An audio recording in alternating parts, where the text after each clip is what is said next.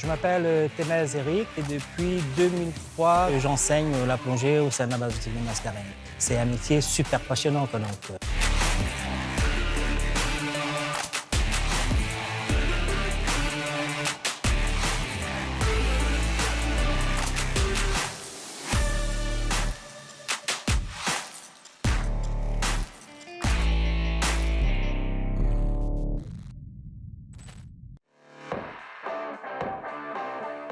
La journée type, moi en tant que responsable et en tant qu'éducateur sportif en plongée, déjà le matin, donc la préparation du club, tout ce qui est matériel, gonflage, s'il faut gonfler, l'équipement des plongeurs, l'accueil des plongeurs, préparer les bateaux. Après, il y a une grosse partie de vérification donc administrative, vérifier si les personnes ils sont licenciées, s'ils ont leur certificat médical à jour. Après, ça va être organiser la plongée, c'est-à-dire faire les palanquets avec les moniteurs et les plongeurs du même niveau. Et après, donc le choix du site selon les niveaux des plongeurs qu'on a.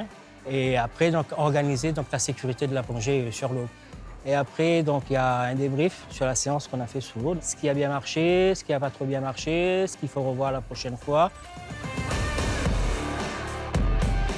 Moi, j'ai eu la chance, avec la ville du Port, de bénéficier d'une formation au métier de la mer.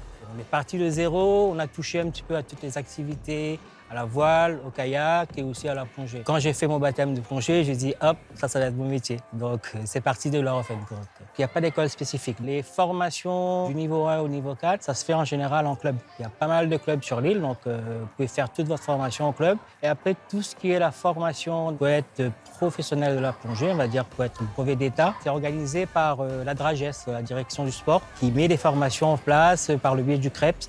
Et c'est là qu'on peut parvenir au diplôme d'État.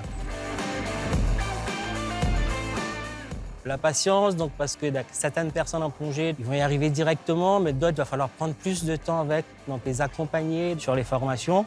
Et après, donc, de la rigueur, donc, parce que la plongée, c'est quand même, on a une réglementation à respecter.